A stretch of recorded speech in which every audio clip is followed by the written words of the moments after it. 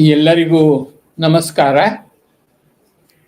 ಈ ದಿನ ನಾವು BPAC 112 rural local governance block 4 unit 11 interface between state and rural local government ಬಗ್ಗೆ ತಿಳಿಯಲಿದ್ದೇವೆ.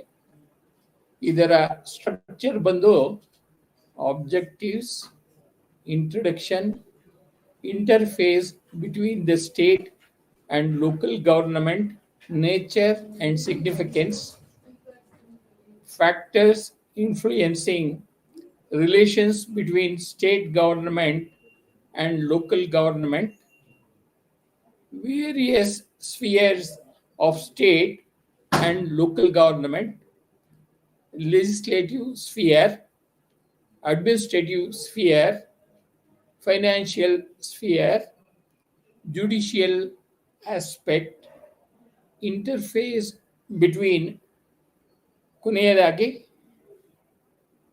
11.1, 11.2, 11.3, 11.4, 11.5 ನಲ್ಲಿ ತಿಳಿದಿರುವ ವಿಷಯಗಳ ಬಗ್ಗೆ ಕೊನೆಯದಾಗಿ ಸಾರಾಂಶವನ್ನು ನಾವು ತಿಳಿಯಲಿದ್ದೇವೆ.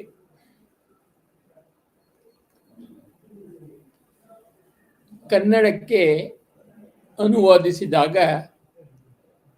BPAC 112 ಗ್ರಾಮೀಣ ಸ್ಥಳೀಯ ಆಡಳಿತ ಬ್ಲಾಕ್ 4 ಘಟಕ 11 ರಾಜ್ಯ ಮತ್ತು ಗ್ರಾಮೀಣ ಸ್ಥಳೀಯ ಸರ್ಕಾರಗಳ ನಡುವಿನ ಸಂಪರ್ಕ. ಈ ಘಟಕದ ರಚನೆ ಬಂದು ಉದ್ದೇಶಗಳು, ಘಟಕದ ಪರಿಚಯ, ರಾಜ್ಯ ಮತ್ತು ಸ್ಥಳೀಯ ಸರ್ಕಾರದ ನಡುವಿನ ಇಂಟರ್ಫೇಸ್, ಪ್ರಕೃತಿ ಮತ್ತು ಮಹತ್ವ, ರಾಜ್ಯ ಸರ್ಕಾರ ಮತ್ತು ಸ್ಥಳೀಯ ನಡುವಿನ ಸಂಬಂಧಗಳ ಮೇಲೆ ಪ್ರಭಾವ ಬೀರುವ ಅಂಶಗಳು, ರಾಜ್ಯ ಮತ್ತು ಸ್ಥಳೀಯ ಸರ್ಕಾರದ ವಿವಿಧ ಕ್ಷೇತ್ರಗಳು,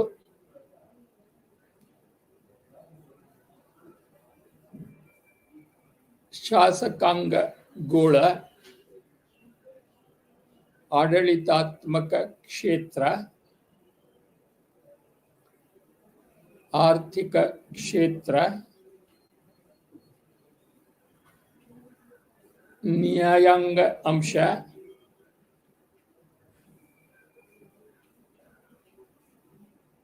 ರಾಜ್ಯ ಮತ್ತು ಸ್ಥಳೀಯ ಸರ್ಕಾರದ ನಡುವಿನ ಇಂಟರ್ಫೇಸ್,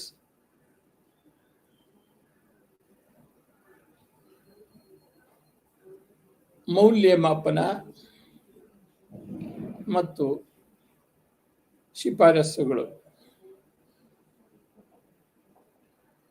ಕೊನೆಯದಾಗಿ ನಾವು ಕಲಿಯುವ ಪರಿಚಯ, ರಾಜ್ಯ ಮತ್ತು ಸ್ಥಳೀಯ ಸರ್ಕಾರದ ನಡುವಿನ ಇಂಟರ್ಫೇಸ್, ರಾಜ್ಯ ಸರ್ಕಾರ ಮತ್ತು ಸ್ಥಳೀಯ ನಡುವಿನ ಸಂಬಂಧಗಳ ಮೇಲೆ ಪ್ರಭಾವ ಬೀರುವ ಸರ್ಕಾರದ ಅಂಶಗಳು, ರಾಜ್ಯ ಮತ್ತು ಸ್ಥಳೀಯ ಸರ್ಕಾರದ ವಿವಿಧ ಕ್ಷೇತ್ರಗಳು, ಶಾಸಕಾಂಗಗೋಳ, ಆಡಳಿತಾತ್ಮಕ ಕ್ಷೇತ್ರ, ಆರ್ಥಿಕ ಕ್ಷೇತ್ರ, ಆಡಳಿತಾತ್ಮಕ ಕ್ಷೇತ್ರ, ಆರ್ಥಿಕ ಕ್ಷೇತ್ರ, ನ್ಯಾಯಾಂಗ ಅಂಶ ಹಾಗೂ ರಾಜ್ಯ ಮತ್ತು ಸ್ಥಳೀಯ ಸರ್ಕಾರದ ನಡುವಿನ ಇಂಟರ್ಫೇಸ್, ಮೌಲ್ಯಮಾಪನ ಮತ್ತು ಶಿಫಾರಸುಗಳ ಸಾರಾಂಶವನ್ನು ನಾವು 11.6ರಲ್ಲಿ ತಿಳಿಯಲಿದ್ದೇವೆ. ಉದ್ದೇಶಗಳು. ಇಂದು ನಾವು ಈ ಕೆಳಗಿನವುಗಳನ್ನು ಕಲಿಯುತ್ತಿದ್ದೇವೆ. ರಾಜ್ಯ ಸ್ಥಳೀಯ ಸರ್ಕಾರದ ಇಂಟರ್ಫೇಸ್ನ ಸ್ವರೂಪ ಮತ್ತು ಮಹತ್ವ, ರಾಜ್ಯ ಮತ್ತು ಸ್ಥಳೀಯ ನಡುವಿನ ಸಂಬಂಧಗಳ ಮೇಲೆ ಪ್ರಭಾವ ಬೀರುವ ಸರ್ಕಾರದ ಅಂಶಗಳು, ರಾಜ್ಯ ಹಾಗೂ ಸ್ಥಳೀಯ ಸರ್ಕಾರದ ಇಂಟರ್ಫೇಸ್ನ ವಿವಿಧ ಕ್ಷೇತ್ರಗಳು ಮತ್ತು ರಾಜ್ಯ ಮತ್ತು ಸ್ಥಳೀಯ ಸರ್ಕಾರದ ನಡುವಿನ ಸಂಪರ್ಕದ ಕ್ಷೇತ್ರಗಳು ಮತ್ತು ಸ್ಥಳೀಯ ಮಟ್ಟದಲ್ಲಿ ಆರ್ಥಿಕ ಅಭಿವೃದ್ಧಿ ಮತ್ತು ಸಾಮಾಜಿಕ ನ್ಯಾಯಕ್ಕಾಗಿ ರಾಜ್ಯ ಮತ್ತು ಸ್ಥಳೀಯ ಸರ್ಕಾರದ ನಡುವಿನ ಸಹಕಾರ ಮತ್ತು ಸೌಹಾರ್ದ ಸಂಬಂಧಗಳನ್ನು ಹೆಚ್ಚಿಸಲು ಅಗತ್ಯ ಕ್ರಮಗಳನ್ನು ಎತ್ತಿ ತೋರಿಸುವುದು. ನಾವು ಘಟಕದ ಪರಿಚಯಕ್ಕೆ ಬಂದಾಗ ನಮಗೆ ತಿಳಿದಿರುವಂತೆ ಪ್ರಪಂಚದ ಅನೇಕ ದೇಶಗಳು ಸ್ಥಳೀಯ ಸಂಪ್ರದಾಯವನ್ನು ಹೊಂದಿವೆ. ಸರ್ಕಾರ ಮತ್ತು ಹೆಚ್ಚಿನ ಸಂದರ್ಭಗಳಲ್ಲಿ ಸ್ಥಳೀಯ ಸರ್ಕಾರವು ಅವರ ಬಹು ಹಂತದ ಆಡಳಿತದ ಅವಿಭಾಜ್ಯ ಅಂಗವಾಗಿದೆ. ಸ್ಥಳೀಯ ಸರ್ಕಾರಗಳಿಗೆ ಮೂಲಭೂತ ನಾಗರಿಕ ಕಾರ್ಯಗಳಿಂದ ಹಿಡಿದು ಹೆಚ್ಚಿನ ಸಂಖ್ಯೆಯ ಇತರ ಮಹತ್ತರ ಕಾರ್ಯಗಳವರೆಗೆ ಹೆಚ್ಚಿನ ಸಂಖ್ಯೆಯ ಕಾರ್ಯಗಳನ್ನು ವಹಿಸಿಕೊಡಲಾಗುತ್ತದೆ.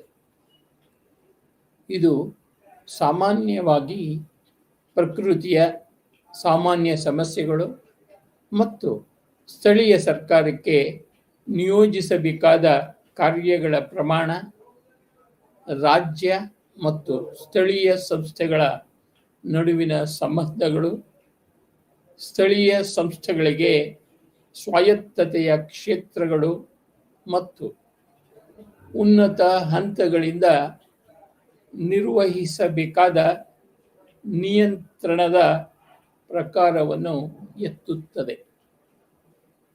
ಈ ಘಟಕದಲ್ಲಿ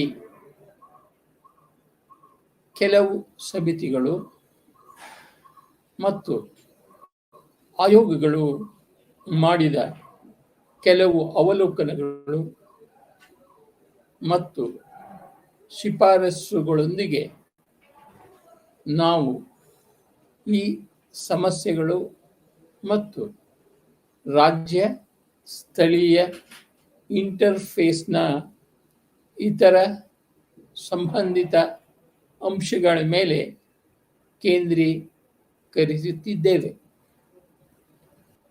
interface between the state and local government, nature and significance. ರಾಜ್ಯ ಮತ್ತು ಸ್ಥಳೀಯ ಸರ್ಕಾರದ ನಡುವಿನ ಇಂಟರ್ಫೇಸ್, ಪ್ರಕೃತಿ ಮತ್ತು ಮಹತ್ವ. ಬಹು ಹಂತದ ಆಡಳಿತ ವ್ಯವಸ್ಥೆಯ ಯಶಸ್ವಿ ಕೆಲಸಕ್ಕಾಗಿ ಜವಾಬ್ದಾರಿಗಳು ಮತ್ತು ಅಧಿಕಾರಗಳ ಸಮತೋಲಿತ ಹಂಚಿಕೆ ಅಪೇಕ್ಷಣೀಯವಾಗಿದೆ. ಅದೇ ಸಮಯದಲ್ಲಿ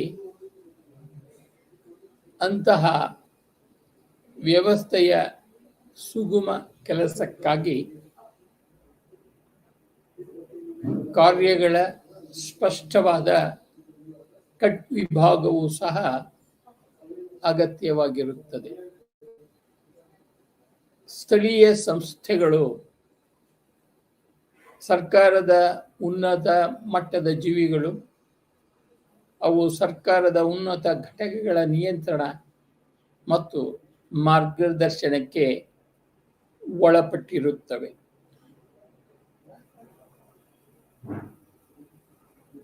ಮೇಲೆ ಸೂಚಿಸಿದಂತೆ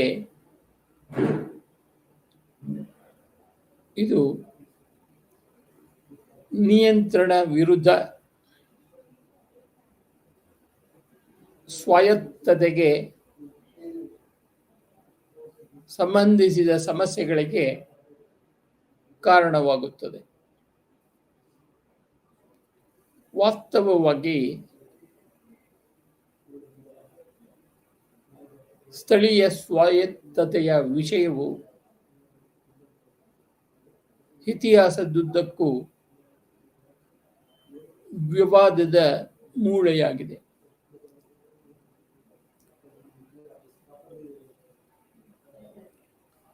ಪ್ರಾಚೀನ ಭಾರತದಲ್ಲಿನ ಹಳ್ಳಿಯ ಸಮುದಾಯಗಳು ಸಾಮಾಜಿಕ ಮತ್ತು ರಾಜಕೀಯ ಜೀವನದಲ್ಲಿ ತಮ್ಮ ಅಗ್ರಗಣ್ಯ ಸ್ಥಾನವನ್ನು ಅನುಭವಿಸಿದವು. 19ನೇ ಶತಮಾನದ ಮಧ್ಯಭಾಗದವರೆಗೆ ಸ್ಥಳೀಯ ಪ್ರದೇಶಗಳು ಮತ್ತು ಸ್ಥಳೀಯ ಜನಸಂಖ್ಯೆಯು ತಮ್ಮ ಸ್ಥಳೀಯ ವ್ಯವಹಾರಗಳನ್ನು ನಿಯಂತ್ರಿಸಲು ಮತ್ತು ನಿರ್ವಹಿಸಲು ಸ್ವಯಂ ಸರ್ಕಾರದ ಹಕ್ಕನ್ನು ಆನಂದಿಸಬೇಕು ಎಂದು ದೃಢವಾದ ಚಿಂತನೆ ಇತ್ತು. ಆದಾಗ್ಯೂ ಈ ನಂಬಿಕೆಯು ತನ್ನ ನೆಲೆಯನ್ನು ಕಳೆದುಕೊಂಡಿತು ಮತ್ತು ವಿರುದ್ಧ ವಾದಗಳ ಮೂಲಕ ಸಿಂಧುತ್ವ ಇತರ ವಕೀಲರಿಂದ ಸಮಾನವಾಗಿ ಪ್ರಬಲವಾಗಿದೆ ಮತ್ತು ಸ್ಥಳೀಯ ಸರ್ಕಾರದ ಗೌರವಾನ್ವಿತ ಸ್ಥಾನಮಾನ ಮತ್ತು ಸ್ವಾಯತ್ತತೆ ಬಹುತೇಕ ದೇಶಗಳಲ್ಲಿ ಕೇಂದ್ರೀಯ ಆಡಳಿತದ ಹೆಚ್ಚು ಅಭಿವೃದ್ಧಿ ಹೊಂದಿದ ವ್ಯವಸ್ಥೆಯಿಂದಾಗಿ ಹೆಚ್ಚಾಗಿ ಕಣ್ಮರೆಯಾಯಿತು. ಆದರೂ ವರ್ಷಗಳಲ್ಲಿ ಎರಡು ವಿಭಿನ್ನ ದೃಷ್ಟಿಕೋನಗಳನ್ನು ಪ್ರತಿನಿಧಿಸುವ ಚಿಂತನೆಯ ಎರಡೂ ಶಾಲೆಗಳು ಹೊಂದಿವೆ. ಸ್ವಾಯತ್ತತೆ ವಿರುದ್ಧ ನಿಯಂತ್ರಣಕ್ಕೆ ಸಂಬಂಧಿಸಿದ ತಮ್ಮ ವಾದಗಳೊಂದಿಗೆ ಪ್ರತಿಪಾದಿಸುತ್ತಾರೆ. ಒಂದು ಶಾಲೆಯು ಸ್ವ ಆಡಳಿತ ಮತ್ತು ಸ್ಥಳೀಯ ಸ್ವಾಯತ್ತತೆಗಾಗಿ ಪ್ರತಿಪಾದಿಸುತ್ತದೆ. ಇನ್ನೊಂದು ಶಾಲೆಯು ವಿವಿಧ ಕೋನಗಳಿಂದ ಸ್ಥಳೀಯ ಸ್ವಾಯತ್ತತೆಗಾಗಿ ಸರ್ಕಾರಗಳನ್ನು ನಿಯಂತ್ರಿಸುವ ಪರವಾಗಿದೆ. ಒಂದು ನಿರ್ದಿಷ್ಟ ದೇಶದಲ್ಲಿ ಸ್ಥಾನವು ಯಾವುದೇ ಆಗಿರಬಹುದು. ರಾಜ್ಯ ಮತ್ತು ಸ್ಥಳೀಯ ಸರ್ಕಾರದ ಘಟಕಗಳ ನಡುವೆ ವಾಡಿಕೆಯ ಪರಸ್ಪರ ಕ್ರಿಯೆಯ ಹಲವಾರು ನಿದರ್ಶನಗಳಿವೆ. ವಾಸ್ತವವಾಗಿ ಸ್ಥಳೀಯ ಸಂಸ್ಥೆಗಳು ಮತ್ತು ಉನ್ನತ ಮಟ್ಟದ ನಡುವಿನ ನಿಕಟ ಸಂವಹನಗಳು ಪರಿಣಾಮಕಾರಿ ಮತ್ತು ಸ್ಪಂದಿಸುವ ಆಡಳಿತಕ್ಕೆ ಸರ್ಕಾರವು ಸಾಕಷ್ಟು ಮಹತ್ವದದ್ದಾಗಿದೆ. ಪ್ರಜಾಪ್ರಭುತ್ವದ ರಾಜಕೀಯಗಳಲ್ಲಿ ಇದು ಹೆಚ್ಚು ಮಹತ್ವದದ್ದಾಗಿದೆ.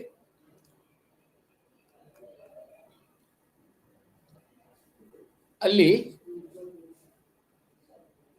ಆಡಳಿತ ಪಕ್ಷವು ಯಾವಾಗಲೂ ಸ್ಥಳೀಯ ಅಗತ್ಯಗಳು ಮತ್ತು ಆಕಾಂಕ್ಷೆಗಳನ್ನು ಅರ್ಥ ಮಾಡಿಕೊಳ್ಳಲು ಮತ್ತು ಪೂರೈಸಲು ನೋಡುತ್ತದೆ. ಅಂತಹ ಪರಸ್ಪರ ಕ್ರಿಯೆಗಳ ಸ್ವರೂಪ ಮತ್ತು ಆವರ್ತನವು ವಿಭಿನ್ನ ದೇಶಗಳಲ್ಲಿ ಬದಲಾಗಬಹುದು. ಇದು ಖಂಡಿತವಾಗಿಯೂ ಕೆಲವು ಅಂಶಗಳಿಂದ ನಿಯಂತ್ರಿಸಲ್ಪಡುತ್ತದೆ. ಮುಂದಿನ ವಿಭಾಗದಲ್ಲಿ ನಾವು ಆ ಅಂಶಗಳನ್ನು ಗುರುತಿಸಲು ಸಂಕ್ಷಿಪ್ತವಾಗಿ ಪ್ರಯತ್ನಿಸುತ್ತೇವೆ. ಈಗ factors influencing the relations between the state and local government ಬಗ್ಗೆ ತಿಳಿಯೋಣ.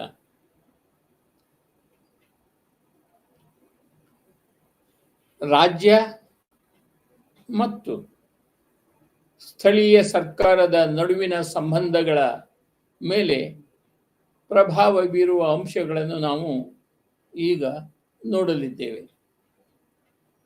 ಕಾರ್ಯಗಳ ಸ್ವರೂಪ ಮತ್ತು ರಾಜ್ಯ ಸ್ಥಳೀಯ ಇಂಟರ್ಫೇಸ್ನ ಪ್ರಕಾರವು ಯಾವಾಗಲೂ ಪ್ರತಿ ದೇಶದಲ್ಲಿನ ವಿಶಿಷ್ಟ ಅಂಶಗಳಿಂದ ಪ್ರಭಾವಿತವಾಗಿರುತ್ತದೆ. ಈ ಅಂಶಗಳು ಐತಿಹಾಸಿಕ ಅಂಶಗಳಿಂದ ಹಿಡಿದು ಪ್ರಸ್ತುತ ಅಥವಾ ಚಾಲ್ತಿಯಲ್ಲಿರುವ ಸಾಮಾಜಿಕ ರಾಜಕೀಯ ಪರಿಸರದವರೆಗೆ ಇರಬಹುದು. ಕೆಲವು ಸಾಮಾನ್ಯ ಅಂಶಗಳು ಈ ಕೆಳಗಿನಂತಿವೆ. ಮೊದಲನೆಯದು form and setup of the government, ಸರ್ಕಾರದ ರಚನೆ ಮತ್ತು ಸ್ಥಾಪನೆ. ಸಂವಿಧಾನಿಕ ಚೌಕಟ್ಟು ಮತ್ತು ರಾಜಕೀಯ ಮತ್ತು ಆಡಳಿತಾತ್ಮಕ ಸೆಟಪ್ ಮೂಲಭೂತವಾಗಿ ರಾಜ್ಯ ಮತ್ತು ಸ್ಥಳೀಯ ಮಟ್ಟದ ಸರ್ಕಾರದ ನಡುವಿನ ಸಂಬಂಧಗಳ ಸ್ವರೂಪವನ್ನು ಅರ್ಥ ಮಾಡಿಕೊಳ್ಳಲು ನಮಗೆ ಕಾರಣವಾಗುತ್ತದೆ. ವಾಸ್ತವವಾಗಿ ಸ್ಥಳೀಯ ಸಂಸ್ಥೆಗಳು ತಮ್ಮ ಜೀವನ,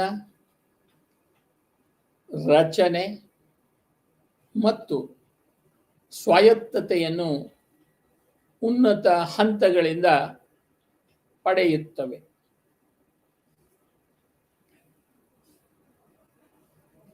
ಸ್ಟೇಟ್ ಆಫ್ ಪೊಲಿಟಿಕಲ್ ಎನ್ವೈರನ್ಮೆಂಟ್, ರಾಜಕೀಯ ಪರಿಸರದ ಸ್ಥಿತಿ. ಸ್ಥಳೀಯ ಸಂಸ್ಥೆಗಳ ಬೆಳವಣಿಗೆ ಮತ್ತು ರಾಜ್ಯ ಮತ್ತು ಸ್ಥಳೀಯ ಇಂಟರ್ಫೇಸ್ ನಡುವಿನ ವ್ಯಾಪ್ತಿಯು ರಾಜಕೀಯ ಪರಿಸರದ ಸ್ಥಿತಿಯನ್ನು ಅವಲಂಬಿಸಿರುತ್ತದೆ. ರಾಜಕೀಯ ಪರಿಸರದ ಪ್ರಭಾವವು ಪ್ರಪಂಚದ ಕೆಲವು ದೇಶಗಳಲ್ಲಿ ಸ್ಪಷ್ಟವಾಗಿ ಗೋಚರಿಸುತ್ತದೆ. ವಾಸ್ತವವಾಗಿ ರಾಜಕೀಯ ವಾತಾವರಣವು ಅವರ ಬೆಳವಣಿಗೆಗೆ ಅನುಕೂಲಕರವಾಗಿದ್ದರೆ ಸ್ಥಳೀಯ ಸಂಸ್ಥೆಗಳು ಸಮಾಜದ ಸಾಮಾಜಿಕ ರಾಜಕೀಯ ಪುನರುತ್ಪಾದನೆಯಲ್ಲಿ ಬಹಳ ಮುಖ್ಯವಾದ ಪಾತ್ರವನ್ನು ವಹಿಸುತ್ತವೆ. ತಮ್ಮ ಪ್ರಜಾಸತ್ತಾತ್ಮಕ ಲಕ್ಷಣಗಳನ್ನು ಕಳೆದುಕೊಂಡಿರುವ ದೇಶಗಳು ಸ್ಥಳೀಯ ಸರ್ಕಾರಗಳ ಕೆಲವು ಹೋಲಿಕೆಗಳನ್ನು ಉಳಿಸಿಕೊಂಡಿವೆ. ಮೂರನೆಯದು ಡೆವಲಪ್ಮೆಂಟ್ ಆಫ್ ಟೆಕ್ನಾಲಜಿ, ಅಂದರೆ ತಂತ್ರಜ್ಞಾನದ ಅಭಿವೃದ್ಧಿ. ಮತ್ತೊಂದು ಪ್ರಮುಖ ಅಂಶವೆಂದರೆ ನಿಯಂತ್ರಣದ ಸ್ವರೂಪವು ತಂತ್ರಜ್ಞಾನದ ಅಭಿವೃದ್ಧಿಯ ಮೇಲೆ ಅವಲಂಬಿತವಾಗಿರುತ್ತದೆ. ವಿಜ್ಞಾನ ಮತ್ತು ತಂತ್ರಜ್ಞಾನವು ರಾಷ್ಟ್ರಗಳನ್ನು ಪರಸ್ಪರ ಹತ್ತಿರವಾಗಿಸುತ್ತವೆ. ಆದರೆ ದೇಶದೊಳಗಿನ ಸಮಾಜದ ವಿವಿಧ ಭಾಗಗಳನ್ನು ಸಹ ತರುತ್ತದೆ. ಆದ್ದರಿಂದ ಸ್ಥಳೀಯ ಸಂಸ್ಥೆಗಳು ತಮ್ಮ ಚಿಪ್ಪಿನೊಳಗೆ ಉಳಿಯಲು ಸಾಧ್ಯವಿಲ್ಲ. ಈ ಪರಿಸ್ಥಿತಿಯಲ್ಲಿ ಆಡಳಿತವು ಬೆಳವಣಿಗೆಗೆ ತಕ್ಕಂತೆ ಹೊಸ ನೀತಿಯನ್ನು ಅಭಿವೃದ್ಧಿಪಡಿಸಲು ಪ್ರಾರಂಭಿಸುತ್ತದೆ. ನಗರೀಕರಣದ ಅಗತ್ಯಗಳು ಸ್ಥಳೀಯ ಸಂಸ್ಥೆಗಳಿಗೆ ಹೆಚ್ಚಿನ ಚಟುವಟಿಕೆಯನ್ನು ನೀಡುತ್ತವೆ ಅಥವಾ ಕೆಲವು ಸಾಂಪ್ರದಾಯಿಕ ಕಾರ್ಯಗಳನ್ನು ಕಸಿದುಕೊಳ್ಳುತ್ತವೆ. ನಾಲ್ಕನೆಯದು ಇಂಪ್ಯಾಕ್ಟ್ ಆಫ್ ಸೋಷಿಯಲ್ ಚೇಂಜ್, ಸಾಮಾಜಿಕ ಬದಲಾವಣೆಯ ಪರಿಣಾಮ. ಸಾಮಾಜಿಕ ಬದಲಾವಣೆಯ ಪರಿಣಾಮವು ಸ್ಥಳೀಯ ಸಮಾಜ ಮತ್ತು ಆಡಳಿತದಲ್ಲಿ ಬದಲಾವಣೆಗಳನ್ನು ಹೊಂದಿದೆ. ಸವಾಲಿಗೆ ಅದು ಎಷ್ಟರ ಮಟ್ಟಿಗೆ ಪ್ರತಿಕ್ರಿಯಿಸುತ್ತದೆ ಎಂಬುದು ಕೆಲವು ವ್ಯವಸ್ಥೆಗಳೊಳಗಿನ ಶಕ್ತಿಗಳ ಮೇಲೆ ಅವಲಂಬಿತವಾಗಿರುವುದಿಲ್ಲ. ಆದರೆ ಹೆಚ್ಚಿನ ಮಟ್ಟಿಗೆ ರಾಜ್ಯದ ಆಡಳಿತ ಮತ್ತು ಅದರ ಸ್ಪಂದಿಸುವಿಕೆಯ ಮೇಲೆ ಅವಲಂಬಿತವಾಗಿರುತ್ತದೆ. ಅಂತಿಮ ವಿಶ್ಲೇಷಣೆಯಲ್ಲಿ ಸಮಾಜದ ಅಭಿವೃದ್ಧಿಯ ಹಂತವು ರಾಜ್ಯ ಮತ್ತು ಸ್ಥಳೀಯ ಸರ್ಕಾರದ ನಡುವಿನ ಸಂಬಂಧಗಳ ವ್ಯಾಪ್ತಿಯನ್ನು ನಿರ್ಧರಿಸುತ್ತದೆ. ಸಾಮಾಜಿಕ ಉದ್ದೇಶಗಳು ದೇಶದಿಂದ ದೇಶಕ್ಕೆ ಭಿನ್ನವಾಗಿರುವುದರಿಂದ ವಿಧಾನವೂ ಬದಲಾಗುತ್ತದೆ ಮತ್ತು ಆದ್ದರಿಂದ ಇಂಟರ್ಫೇಸ್ನ ಸ್ವರೂಪವೂ ಇರುತ್ತದೆ. ವಿವಿಧ ದೇಶಗಳಲ್ಲಿ ವಿವಿಧ ಸಾಲುಗಳು ಅಂತೆಯೇ ರಾಜ್ಯ ಮತ್ತು ಸ್ಥಳೀಯ ಸರ್ಕಾರದ ನಡುವಿನ ಸಂಬಂಧಗಳ ಮೇಲೆ ಪ್ರಭಾವ ಬೀರುವ ಇತರ ಕೆಲವು ಅಂಶ ನಡುವಿನ ಸಂಬಂಧಗಳ ವ್ಯವಸ್ಥೆಯು ಈ ಕೆಳಗಿನ ಉದ್ದೇಶಗಳನ್ನು ಪೂರೈಸಲು ಪ್ರಯತ್ನಿಸಬೇಕಾಗುತ್ತದೆ. ಮೊದಲನೆಯದು ನೀತಿಗಳು, ಕಾರ್ಯಕ್ರಮಗಳು ಮತ್ತು ಗುರಿಗಳ ನೆರವೇರಿಕೆಯನ್ನು ಖಚಿತಪಡಿಸುವಂತಹದ್ದು. ಎರಡನೆಯದು ಸ್ಥಳೀಯ ಸಂಸ್ಥೆಗಳು ಉತ್ತಮ ಮತ್ತು ಆರೋಗ್ಯಕರ ಸಂಪ್ರದಾಯಗಳು ಮತ್ತು ಕೆಲಸ ಮತ್ತು ನಡವಳಿಕೆಯ ಸಂಪ್ರದಾಯಗಳನ್ನು ಸ್ಥಾಪಿಸಲು ಸಮರ್ಥವಾಗಿವೆ ಎಂದು ಖಚಿತಪಡಿಸಿಕೊಳ್ಳುವುದು. ಮತ್ತು ಮೂರನೆಯದು ಸ್ಥಳೀಯ ಸರ್ಕಾರಿ ಸಂಸ್ಥೆಗಳಲ್ಲಿ ಚುನಾಯಿತ ಮತ್ತು ಕಾಯಂ ಸಿಬ್ಬಂದಿಗಳ ನಡುವೆ ಪರಸ್ಪರ ಸಹಾಯ ಮತ್ತು ವಿಶ್ವಾಸದ ವಾತಾವರಣವನ್ನು ಖಾತ್ರಿಪಡಿಸುವುದು. 11.4 various spheres of the interface between state and local government. ರಾಜ್ಯ ಮತ್ತು ಸ್ಥಳೀಯ ಸರ್ಕಾರದ ನಡುವಿನ ಇಂಟರ್ಫೇಸ್ನ ವಿವಿಧ ಕ್ಷೇತ್ರಗಳು. ಭಾರತದಲ್ಲಿ ರಾಜ್ಯ ಸಂಬಂಧಗಳು ವ್ಯಾಪಕವಾದ ಅರ್ಥದಲ್ಲಿ 3 ರೂಪಗಳನ್ನು ಪಡೆದುಕೊಳ್ಳುತ್ತವೆ. ಅವುಗಳೆಂದರೆ ಶಾಸಕಾಂಗ, ಆಡಳಿತಾತ್ಮಕ ಮತ್ತು ನ್ಯಾಯಾಂಗ.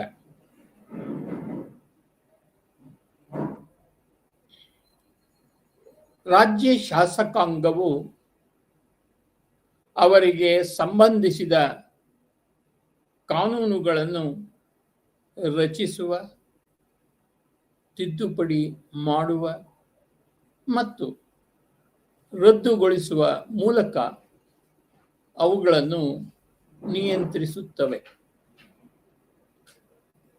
ನ್ಯಾಯಾಂಗವು ಸಾಂದರ್ಭಿಕವಾಗಿ ಮತ್ತು ಅಗತ್ಯವಿದ್ದಾಗ ಕಾನೂನುಗಳನ್ನು ಅರ್ಥೈಸುವ ಮೂಲಕ ಮತ್ತು ಅವುಗಳ ಜೀವಂತಿಕೆಯನ್ನು ನಿರ್ಣಯಿಸುವ ಮೂಲಕ ಪಾತ್ರವನ್ನು ವಹಿಸುತ್ತದೆ. ಮೊದಲನೆಯದು ಸ್ಥಳೀಯ ಅಧಿಕಾರವನ್ನು ರಚಿಸಬೇಕಾದಾಗ ಅಥವಾ ಅದಕ್ಕೆ ಅಧಿಕಾರವನ್ನು ನೀಡಿದಾಗ, ಮತ್ತು ಎರಡನೆಯದು ಸ್ಥಳೀಯ ಪ್ರಾಧಿಕಾರವು ಅಲ್ಟ್ರಾ ವೈರಸ್ ಆಕ್ಟ್ ಅನ್ನು ಮಾಡಿದಾಗ ಇದು ಆಡಳಿತಾತ್ಮಕ ಸಂವಹನಗಳು ಮತ್ತು ನಿಯಂತ್ರಣವಾಗಿದೆ. ಇದು ಪ್ರತಿ ಹಂತದಲ್ಲೂ ಕಾರ್ಯನಿರ್ವಹಿಸುತ್ತದೆ. ಸ್ಥಳೀಯ ಸರ್ಕಾರದ ವ್ಯವಹಾರಗಳಿಗೆ ಸಂಬಂಧಿಸಿದ ರಾಜ್ಯ ಇಲಾಖೆಗಳು ಕೈಗೊಳ್ಳುವ ಆಡಳಿತಾತ್ಮಕ ಮೇಲ್ವಿಚಾರಣೆಯ ಸ್ವರೂಪವು ಕ್ರಮಗಳನ್ನು ಒಳಗೊಂಡಿರುತ್ತದೆ. ಅದು ಪರೋಕ್ಷ ಮತ್ತು ಕಡಿಮೆ ಕಠಿಣವಾಗಿರಬಹುದು. 11.4.1 ಲೆಜಿಸ್ಲೇಟಿವ್ ಸ್ಫಿಯರ್ ಅಂದರೆ ಶಾಸಕಾಂಗ ಗೋಳ. ರಾಜ್ಯ ಶಾಸಕಾಂಗವು ಸ್ಥಳೀಯ ಸರ್ಕಾರಕ್ಕೆ ಸಂಬಂಧಿಸಿದಂತೆ ಉಪ ಕಾನೂನುಗಳನ್ನು ರಚಿಸುವ ವಿಶೇಷ ಅಧಿಕಾರವನ್ನು ಹೊಂದಿದೆ. ಅಂದರೆ ಅಸ್ಥಿರ ಸ್ಥಳೀಯ ಸಂಸ್ಥೆಗಳ ಸಂವಿಧಾನ ಮತ್ತು ಅಧಿಕಾರಕ್ಕೆ ಸಂಬಂಧಿಸಿದೆ. ಭಾರತದಲ್ಲಿ ಸ್ಥಳೀಯ ಪ್ರಾಧಿಕಾರಗಳ ರಚನೆಗೆ ರಾಜ್ಯ ಶಾಸಕಾಂಗಗಳನ್ನು ಹೊಣೆಗಾರರನ್ನಾಗಿ ಮಾಡಲಾಗಿದೆ. ವಾಸ್ತವವಾಗಿ ಶಾಸಕಾಂಗದಿಂದ ಸ್ಥಳೀಯ ಸಂಸ್ಥೆಗಳ ಮೇಲಿನ ನಿಯಂತ್ರಣವು ಮೂಲಭೂತ ಸ್ವಭಾವ ಮತ್ತು ದೂರಗಾಮಿಯಾಗಿದೆ.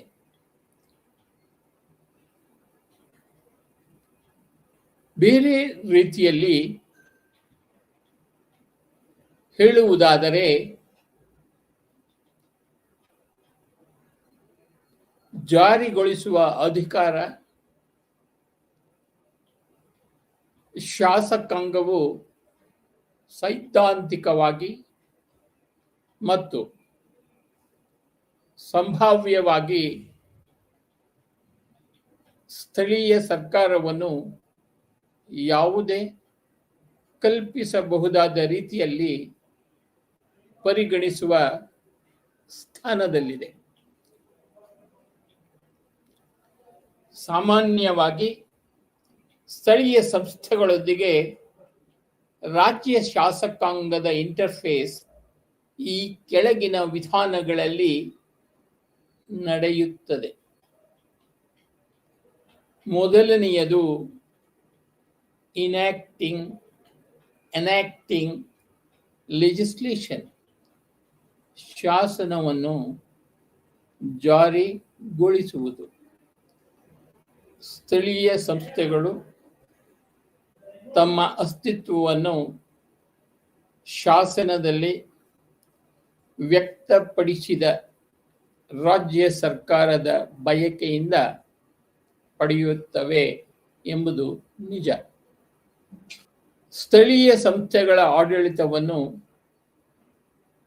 ನಿಯಂತ್ರಿಸಲು ನಿಯಮಗಳು ಮತ್ತು ನಿಬಂಧನೆಗಳನ್ನು ರೂಪಿಸಲು ರಾಜ್ಯ ಶಾಸಕಾಂಗವು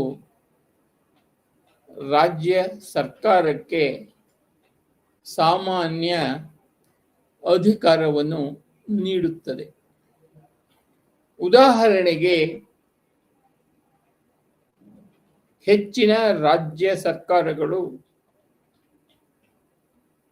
73 ಮತ್ತು 74ನೇ ಸಾಂವಿಧಾನಿಕ ತಿದ್ದುಪಡಿ ಕಾಯ್ದೆಗಳಿಗೆ ಅನುಗುಣವಾಗಿ 1994ರಲ್ಲಿ ತಾಜಾ ಪಂಚಾಯತ್ ರಾಜ್ ಕಾಯ್ದೆಗಳು ಮತ್ತು ಪುರಸಭೆಯ ಕಾಯ್ದೆಗಳನ್ನು ಜಾರಿಗೆ ತಂದವು. ಎರಡನೆಯದು ಪವರ್ ಟು ಅಮೆಂಡ್ ಸ್ಟ್ಯಾಟ್ಯೂಟ್, ಶಾಸನವನ್ನು ತಿದ್ದುಪಡಿ ಮಾಡುವ ಅಧಿಕಾರ. ರಾಜ್ಯ ಶಾಸಕಾಂಗವು ಸ್ಥಳೀಯ ಸಂಸ್ಥೆಗಳ ಅಧಿಕಾರಗಳು, ಕಾರ್ಯಗಳು ಮತ್ತು ಅಧಿಕಾರ ವ್ಯಾಪ್ತಿಯನ್ನು ವಿಸ್ತರಿಸಬಹುದು ಅಥವಾ ನಿರ್ಬಂಧಿಸಬಹುದು. ರಾಜ್ಯ ಶಾಸಕಾಂಗವು ಅಧಿವೇಶನದಲ್ಲಿ ಇಲ್ಲದಿದ್ದಾಗ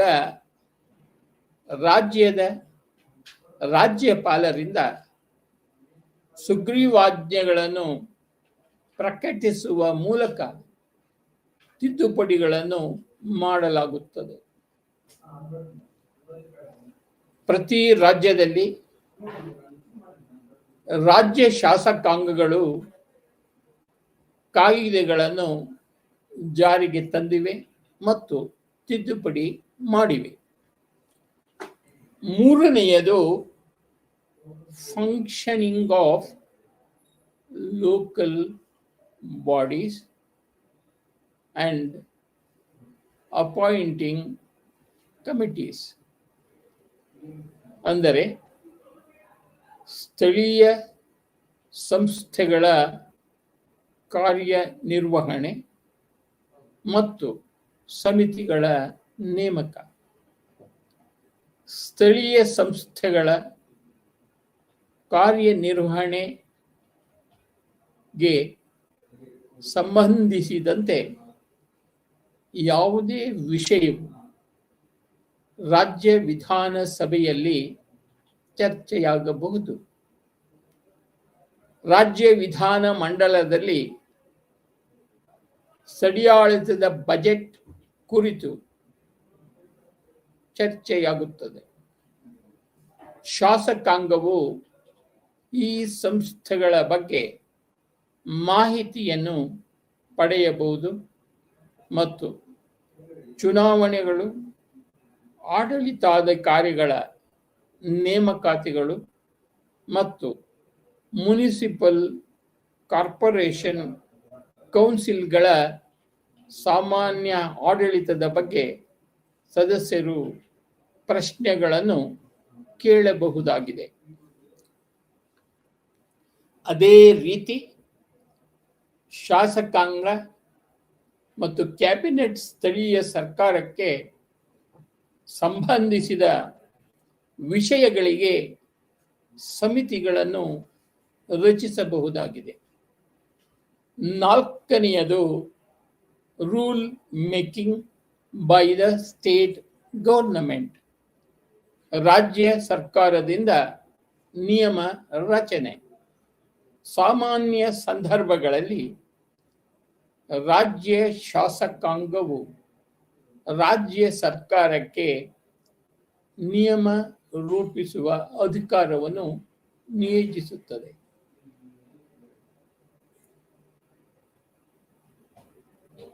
ಆದಾಗ್ಯೂ ಶಾಸಕಾಂಗವು ರಾಜ್ಯ ಸರ್ಕಾರದ ನಿಯಮ ರಚನೆಯ ಅಧಿಕಾರವನ್ನು ಅನುಮೋದಿಸುವ ಮೂಲಕ ನಿಯಂತ್ರಿಸುತ್ತದೆ.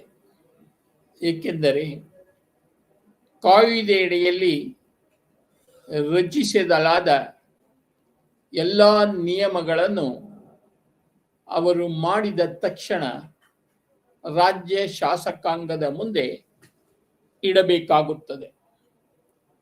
5ನೆಯದು approval of orders issued by the government. ಸರ್ಕಾರ ಹೊರಡಿಸಿದ ಆದೇಶಗಳ ಅನುಮೋದನೆ. ಕೆಲವು ಪುರಸಭಾ ಕಾಯ್ದೆಗಳು ಕೆಲವು ಅಧಿಕಾರಗಳ ಬಳಕೆಗೆ ಸಂಬಂಧಿಸಿದಂತೆ ರಾಜ್ಯ ಸರ್ಕಾರವನ್ನು ಸ್ಪಷ್ಟವಾಗಿ ಪರಿಶೀಲಿಸುತ್ತದೆ. ಉದಾಹರಣೆಗೆ, ರಾಜ್ಯ ಸರ್ಕಾರವು ಮುನಿಸಿಪಲ್ ಸಂಸ್ಥೆಯನ್ನು ರದ್ದುಗೊಳಿಸುವುದು ಅಥವಾ ವಿಸರ್ಜಿಸುವ ಬಗ್ಗೆ ಯಾವುದೇ ಆದೇಶವನ್ನು ನೀಡಿದರೆ ಆ ಆದೇಶದ ಪ್ರತಿಯನ್ನು ರಾಜ್ಯ ಶಾಸಕಾಂಗದ ಮುಂದೆ ಇಡಬೇಕಾಗುತ್ತದೆ. ಈಗ ನಾವು ಅಡ್ಮಿನಿಸ್ಟ್ರೇಟಿವ್ ಸ್ಫಿಯರ್ ಬಗ್ಗೆ ತಿಳಿಯಲಿದ್ದೇವೆ. ಅಂದರೆ ಆಡಳಿತಾತ್ಮಕ ಕ್ಷೇತ್ರ. ಆಡಳಿತಾತ್ಮಕ ವಲಯದ ಅಡಿಯಲ್ಲಿ ನಾವು ನೀತಿಗಳು ಮತ್ತು ನಿರ್ಧಾರಗಳ ಅನುಷ್ಠಾನಕ್ಕೆ ಸಂಬಂಧಿಸಿದ ಕ್ರಮಗಳನ್ನು ಒಳಗೊಳ್ಳಬಹುದು ಮತ್ತು ಕೆಲವು ನೀತಿಗಳು ಮತ್ತು ನಿರ್ಧಾರಗಳ ಅನುಷ್ಠಾನವನ್ನು ತಡೆಯಲು ಅವು ಸಂಬಂಧಪಟ್ಟ ಸಂಸ್ಥೆಯ ಮೂಲ ಗುರಿಗಳು ಮತ್ತು ಉದ್ದೇಶಗಳಿಗೆ ವಿರುದ್ಧವಾಗಿದ್ದರೆ ಸ್ಥಳೀಯ ಸಂಸ್ಥೆಗಳನ್ನು ನಿಯಂತ್ರಿಸುವ ವಿವಿಧ ಕಾಯ್ದೆಗಳ ಅಡಿಯಲ್ಲಿ ನಿರಂತರವಾಗಿ ಅವುಗಳ ಮೇಲೆ ನಿಗಾ ಇಡುವುದು ರಾಜ್ಯ ಸರ್ಕಾರಗಳ ಕರ್ತವ್ಯವಾಗಿದೆ. ಪರಸ್ಪರ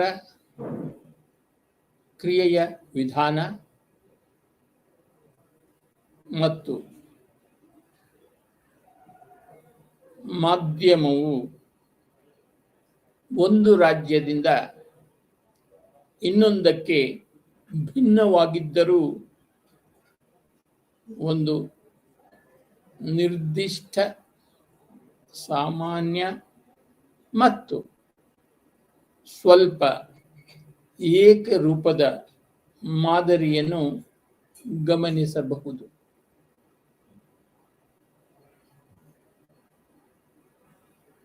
ಸ್ಥಳೀಯ ಸಂಸ್ಥೆಗಳೊಂದಿಗೆ ಆಡಳಿತಾತ್ಮಕ ಸಂಬಂಧಗಳ ಪ್ರಮುಖ ಕ್ಷೇತ್ರಗಳು ಈ ಕೆಳಗಿನಂತಿವೆ. ಮೊದಲನೆಯದು super session and dissolution. Super session ಮತ್ತು ವಿಸರ್ಜನೆ. ಎಲ್ಲ ರಾಜ್ಯಗಳಲ್ಲಿ ಸ್ಥಳೀಯ ಸಂಸ್ಥೆಗಳ ಸಾಮಾನ್ಯ ಅವಧಿಯು ಮುಕ್ತಾಯಗೊಳ್ಳುವ ಮೊದಲು ಅವುಗಳನ್ನು ರದ್ದುಗೊಳಿಸುವಿಕೆ ಮತ್ತು ವಿಸರ್ಜನೆಗಾಗಿ ನಿಯಂತ್ರಣೆ ಕಾಯ್ದೆಗಳಲ್ಲಿ ಶಾಸನಬದ್ಧ ನಿಬಂಧನೆಗಳು ಅಸ್ತಿತ್ವದಲ್ಲಿವೆ. ಸ್ಥಳೀಯ ಸಂಸ್ಥೆಯ ಕರ್ತವ್ಯ ಲೋಪ, ಅಧಿಕಾರ ದುರುಪಯೋಗ ಮತ್ತು ಅದಕ್ಷತೆಯ ಪ್ರಕರಣವಿದ್ದಾಗ ಇಂತಹ ಕಠಿಣ ಕ್ರಮ ಸಾಧ್ಯ. ವಿಸರ್ಜನೆಯ ಪರಿಣಾಮವೆಂದರೆ ಹೊಸ ಚುನಾವಣೆಗಳನ್ನು ತಕ್ಷಣವೇ ಆದೇಶಿಸಲಾಗುತ್ತದೆ ಮತ್ತು ಸ್ಥಳೀಯ ಸಂಸ್ಥೆಯ ನಿರ್ವಹಣೆಯನ್ನು ರಾಜ್ಯ ಸರ್ಕಾರವು ನೇಮಿಸಿದ ನಿರ್ವಾಹಕರಿಗೆ ವಹಿಸಿಕೊಡಲಾಗುತ್ತದೆ. ಪುರಸಭೆ ಅಥವಾ ಪಂಚಾಯತ್ ರಾಜ್ ಸಂಸ್ಥೆಗಳ ಅಧೀನದ ಮೇಲೆ ಎಲ್ಲ ಸದಸ್ಯರು ತಮ್ಮ ಅಧಿಕಾರ ಮತ್ತು ಕಾರ್ಯಗಳನ್ನು ಚಲಾಯಿಸುವುದನ್ನು ನಿಲ್ಲಿಸುತ್ತಾರೆ ಮತ್ತು ತಮ್ಮ ಸ್ಥಾನಗಳನ್ನು ಖಾಲಿ ಮಾಡುತ್ತಾರೆ. ಗ್ರಾಮೀಣ ನಗರ ಸಂಬಂಧ ಸಮಿತಿಯು ಈ ಸಮಸ್ಯೆಯನ್ನು ಪರಿಶೀಲಿಸುತ್ತದೆ ಮತ್ತು ಅಂತಹ ವಿಪರೀತ ಕ್ರಮಗಳನ್ನು ವಿರಳವಾಗಿ ಅನ್ವಯಿಸಬೇಕಾಗುತ್ತದೆ ಮತ್ತು ಎಲ್ಲ ಸಲಹೆ ಮತ್ತು ಮನವೊಲಿಸುವ ವಿಧಾನಗಳು ದಣಿದ ನಂತರ ಕೊನೆಯ ಉಪಾಯವಾಗಿ ಅನ್ವಯಿಸಬೇಕು ಎಂದು ಗಮನಿಸಬೇಕಾಗುತ್ತದೆ. ಎಲ್ಲ ರಾಜ್ಯಗಳಲ್ಲಿ ಸಂಬಂಧಿತ ಶಾಸನಗಳು ಸ್ಥಳೀಯ ಸಂಸ್ಥೆ ಅಥವಾ ಅಧಿಕಾರಿಗಳ ಯಾವುದೇ ಆದೇಶದಿಂದ ಅಂಗೀಕರಿಸಿದ ನಿರ್ಣಯಗಳನ್ನು ರದ್ದುಗೊಳಿಸಲು ಅಥವಾ ಅಮಾನತುಗೊಳಿಸಲು ರಾಜ್ಯ ಸರ್ಕಾರಗಳಿಗೆ ಅಧಿಕಾರ ನೀಡುತ್ತದೆ. ಕಿರಿಕಿರಿ, ಗಾಯ, ಸಾರ್ವಜನಿಕ ನೀತಿ, ಶಾಂತಿ ಭಂಗ ಇವುಗಳಿಗೆ ಕೆಲವು ಕಾರಣಗಳು ಆದೇಶ ಅಥವಾ ನಿರ್ಣಯವನ್ನು ನಿಷೇಧಿಸಬಹುದಾಗಿದೆ. ಸ್ಥಳೀಯ ಸಂಸ್ಥೆಗಳ ನಿರ್ಣಯಗಳನ್ನು ರದ್ದುಗೊಳಿಸುವ ಅಥವಾ ಅಮಾನತುಗೊಳಿಸುವ ಅಸಾಧಾರಣ ಅಧಿಕಾರವನ್ನು ಕೆಲವು ರಾಜ್ಯಗಳಲ್ಲಿ ಮಿತವಾಗಿ ಮತ್ತು ವಿವೇಚನಾಶೀಲವಾಗಿ ಬಳಸಲಾಗಿದೆ. ಮೂರನೆಯದು ಸಸ್ಪೆನ್ಷನ್ ಅಥವಾ ರಿಮೂವಲ್ ಆಫ್ ಮೆಂಬರ್ಸ್, ಸದಸ್ಯರ ಅಮಾನತು ಹಾಗೂ ತೆಗೆಯುವಿಕೆ. ವಿವಿಧ ರಾಜ್ಯಗಳ ಹೆಚ್ಚಿನ ನಿಯಂತ್ರಣ ಕಾಯ್ದೆಗಳು ಈ ನಿಟ್ಟಿನಲ್ಲಿ ನಿಬಂಧನೆಗಳನ್ನು ಹೊಂದಿವೆ. ಆದಾಗ್ಯೂ ಆಧಾರದ ಮೇಲೆ ಸದಸ್ಯರು ಕಚೇರಿ ಅಧಿಕಾರಿಗಳನ್ನು ತೆಗೆದುಹಾಕಲು ಆದೇಶ ನೀಡಲು ಸಮರ್ಥವಾಗಿರುವ ಅಧಿಕಾರಿಗಳು ಹಾಗೆಯೇ ತೆಗೆದುಹಾಕುವ ವಿಧಾನವು ಎಲ್ಲ ರಾಜ್ಯಗಳಲ್ಲಿ ಏಕರೂಪವಾಗಿಲ್ಲ. ಸ್ಥಳೀಯ ಸಂಸ್ಥೆಗಳ ಸದಸ್ಯರ ಪದಚ್ಯುತಿಗೆ ಒದಗಿಸುವ ಮುಖ್ಯ ಉದ್ದೇಶವೆಂದರೆ ಈ ಸಂಸ್ಥೆಗಳನ್ನು ನಿಯಂತ್ರಿಸುವ ಕಾನೂನುಗಳನ್ನು ಪಾಲಿಸದ ವ್ಯಕ್ತಿಯ ವಿರುದ್ಧ ಸಾಕಷ್ಟು ಶಿಸ್ತು ಕ್ರಮವನ್ನು ತೆಗೆದುಕೊಳ್ಳಲು ನಿಯಂತ್ರಣ ಪ್ರಾಧಿಕಾರವನ್ನು ಸಕ್ರಿಯಗೊಳಿಸುವುದು. ಸ್ಥಳೀಯ ಸಂಸ್ಥೆಗಳ ಅಧಿಕೃತವಲ್ಲದ ಸದಸ್ಯರು ಅಥವಾ ಪದಾಧಿಕಾರಿಗಳನ್ನು ತೆಗೆದುಹಾಕಬಹುದಾದ ಸಾಮಾನ್ಯ ನೆಲೆ ಮತ್ತು ಸಂದರ್ಭಗಳು ಈ ಕೆಳಗಂಡಂತೆ ಇರಬಹುದು. ಮೊದಲನೆಯದು ನಿಯಂತ್ರಣ ಕಾಯ್ದೆ ಮತ್ತು ಇತರ ನಿಯಮಗಳು ಮತ್ತು ನಿಬಂಧನೆಗಳನ್ನು ಉದ್ದೇಶಪೂರ್ವಕವಾಗಿ ಉಲ್ಲಂಘಿಸುವುದು. ಎರಡನೆಯದು ತಮ್ಮಲ್ಲಿರುವ ಅಧಿಕಾರವನ್ನು ದುರುಪಯೋಗಪಡಿಸಿಕೊಳ್ಳುವುದು ಅಥವಾ ಮೀರುವುದು. ಮೂರನೆಯದು ಉದ್ದೇಶಪೂರ್ವಕ ದುಷ್ಕೃತ್ಯ, ನಿರ್ಲಕ್ಷ್ಯ ಅಥವಾ ಅವನ ಕರ್ತವ್ಯಗಳ ನಿರ್ವಹಣೆಯಲ್ಲಿ ತಪ್ಪಿತಸ್ಥರಾಗಿರಬೇಕಾಗುವಂತಿರುತ್ತದೆ. ನಾಲ್ಕನೆಯದು ಸಭೆಗಳಿಂದ ನಿರಂತರ ಅನುಪಸ್ಥಿತಿ ಮತ್ತು ಐದನೆಯದು ನೈತಿಕ ಪ್ರಕ್ಷುಬ್ಧತೆ ಅಥವಾ ಚುನಾವಣಾ ಅಪರಾಧ ಇತ್ಯಾದಿಗಳನ್ನು ಒಳಗೊಂಡ ಅಪರಾಧಕ್ಕೆ ಶಿಕ್ಷೆ. ಆರನೆಯದು power to make rules and frame bylaws and regulations. ನಿಯಮಗಳನ್ನು ರೂಪಿಸಲು ಮತ್ತು ಉಪ ಕಾನೂನುಗಳು ಮತ್ತು ನಿಯಂತ್ರಣವನ್ನು ರೂಪಿಸುವ ಅಧಿಕಾರ. ಸ್ಥಳೀಯ ಸಂಸ್ಥೆಗಳನ್ನು ನಿಯಂತ್ರಿಸುವ ವಿವಿಧ ಕಾಯ್ದೆಗಳ ಅಡಿಯಲ್ಲಿ ನಿಯಮಗಳನ್ನು ರೂಪಿಸಲು ರಾಜ್ಯ ಸರ್ಕಾರಗಳಿಗೆ ದೊಡ್ಡ ಮತ್ತು ವ್ಯಾಪಕವಾದ ಅಧಿಕಾರವನ್ನು ನೀಡಲಾಗಿದೆ. ಸರ್ಕಾರವು ನಿಗದಿಪಡಿಸಿದ ಮಾದರಿ ನಿಯಮಗಳಿಗೆ ಅನುಗುಣವಾಗಿ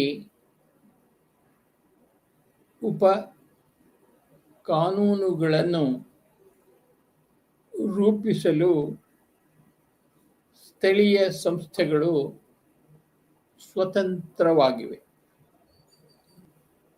ಆದರೆ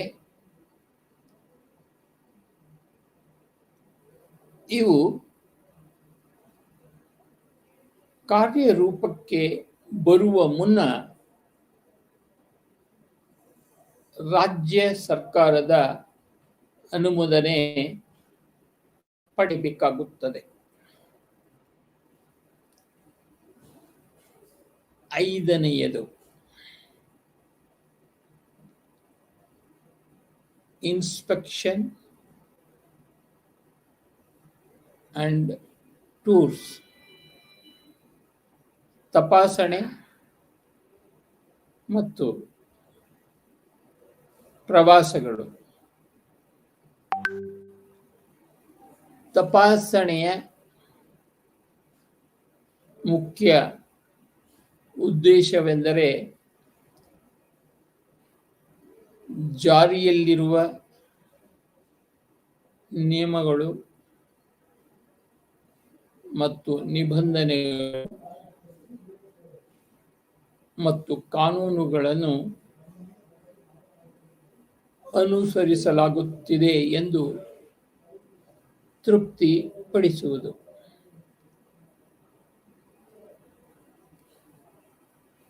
ಅಂತಹ ಕೆಲಸವನ್ನು ಅವರ ಪೇಪರ್ಗಳು, ಪುರಸಭೆಯ ಸಂಸ್ಥೆಗಳು ಮತ್ತು ಅವರ ಸ್ಥಿರ ಆಸ್ತಿಗಳ ಆವರ್ತಕ ತಪಾಸಣೆ ಮತ್ತು ಯಾವುದೇ ಮಾಹಿತಿಗಾಗಿ ಕರೆ ಮಾಡುವ ಮಾಧ್ಯಮದ ಮೂಲಕ ನಡೆಸಲಾಗುತ್ತದೆ. ಕೆಲವು ರಾಜ್ಯಗಳಲ್ಲಿ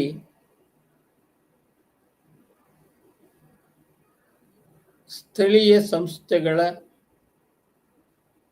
ಪೂರ್ಣ ಪ್ರಮಾಣದ ನಿರ್ದೇಶನಾಲಯಗಳು ಈ ಕಾರ್ಯವನ್ನು ನಿರ್ವಹಿಸುತ್ತವೆ.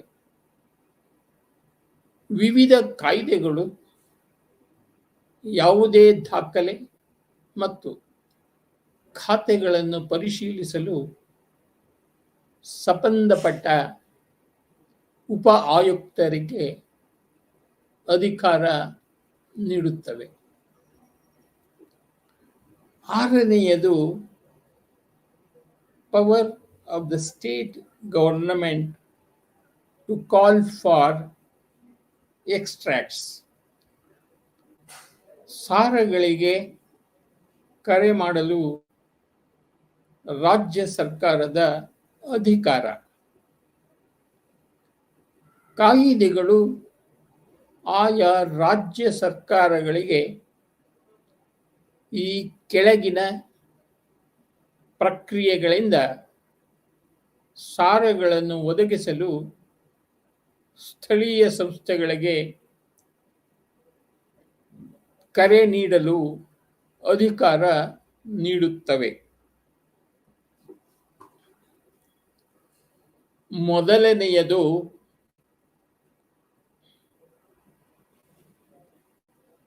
ಕಾರ್ಪೊರೇಷನ್,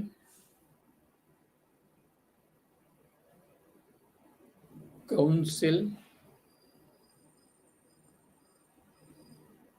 ಪಂಚಾಯತ್ ಸಮಿತಿ ಅಥವಾ ಜಿಲ್ಲಾ ಪರಿಷತ್ತಿನ ಯಾವುದೇ ಪ್ರಕ್ರಿಯೆಗಳು.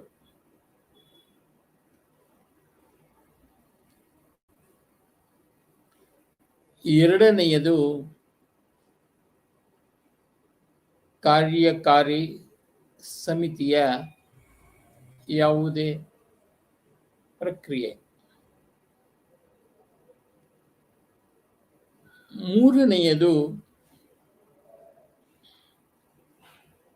ಆಡಳಿತ ಕಾಯ್ದೆಯ ಅಡಿಯಲ್ಲಿ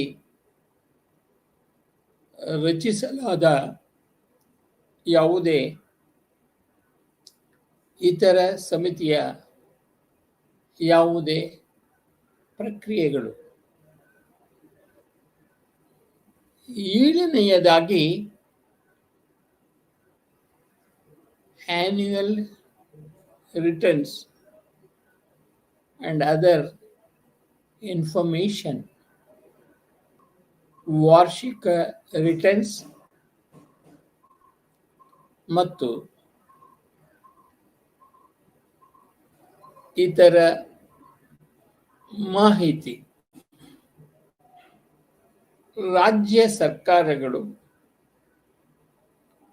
ಆಗಾಗ್ಗೆ ವರದಿಗಳು ಮತ್ತು ಹೇಳಿಕೆಗಳನ್ನು ಕೇಳುತ್ತವೆ. ಇವುಗಳಲ್ಲಿ ಕೆಲವು ಆವರ್ತಕವಾಗಿದ್ದು ಸ್ಥಳೀಯ ಸಂಸ್ಥೆಗಳು ಅವುಗಳನ್ನು ಕಳುಹಿಸಲು ಬದ್ಧವಾಗಿರುತ್ತವೆ. ನಂತರ ಅನುದಾನ ಮತ್ತು ಸಾಲಗಳ ಬಳಕೆಗೆ ಸಂಬಂಧಿಸಿದಂತೆ ವರದಿಗಳಿವೆ. ಇದು ಸ್ಥಳೀಯ ಸಂಸ್ಥೆಗೆ ಹೆಚ್ಚಿನ ಅನುದಾನವನ್ನು ಪಡೆಯಲು ಅನುವು ಮಾಡಿಕೊಡುತ್ತದೆ. ಕೆಲವು ಪ್ರಮುಖ ಅಂಕಿಅಂಶಗಳು ಮತ್ತು ಮಾಹಿತಿಯನ್ನು ಸಂಗ್ರಹಿಸಲು ವಾಡಿಕೆಯ ವರದಿಗಳಾಗಿವೆ. ಎಂಟನೆಯದು appointment of officers and powers to determine service conditions of panchayat municipal officers. Panchayat municipal ಅಧಿಕಾರಗಳ ಸೇವಾ ಷರತ್ತುಗಳನ್ನು ನಿರ್ಧರಿಸಲು ಅಧಿಕಾರಿಗಳ ಮತ್ತು ಅಧಿಕಾರಗಳ ನೇಮಕಾತಿ. ಬಹುತೇಕ ಎಲ್ಲ ಹಿರಿಯ ಮತ್ತು ಮಧ್ಯಮ ದರ್ಜೆಯ ನೇಮಕಾತಿಗಳನ್ನು ರಾಜ್ಯ ಸರ್ಕಾರದಿಂದ ಮಾಡಲಾಗುತ್ತದೆ. ಅಭ್ಯಾಸವು ರಾಜ್ಯದಿಂದ ರಾಜ್ಯಕ್ಕೆ ಸ್ವಲ್ಪ ಮಟ್ಟಿಗೆ ಬದಲಾಗುತ್ತದೆ. ಆದರೆ ರಾಜ್ಯ ಸರ್ಕಾರಗಳು ನೇಮಕಾತಿಯ ಅಧಿಕಾರವನ್ನು ಹೊಂದಿವೆ. ಅಧಿಕಾರಿಗಳು ಮತ್ತು ಸೇವಕರಿಗೆ ಸಂಬಂಧಿಸಿದ ನಿಬಂಧನೆಯನ್ನು ಜಾರಿಗೆ ತರುವ ಉದ್ದೇಶಗಳಿಗಾಗಿ ನಿಯಮಗಳನ್ನು ರಚಿಸಲು ರಾಜ್ಯ ಸರ್ಕಾರವು ಅಧಿಕಾರವನ್ನು ಹೊಂದಿದೆ ಮತ್ತು ಇದು ನಿಯಮಗಳು ಮಧ್ಯಂತರಗಳನ್ನು ಒದಗಿಸಬಹುದು. ಮೊದಲನೆಯದು ಹುದ್ದೆಗಳಿಗೆ ನೇಮಕಗೊಳ್ಳುವ ವ್ಯಕ್ತಿಗಳ ನೇಮಕಾತಿ ವಿಧಾನ ಮತ್ತು ಅರ್ಹತೆಗಳು.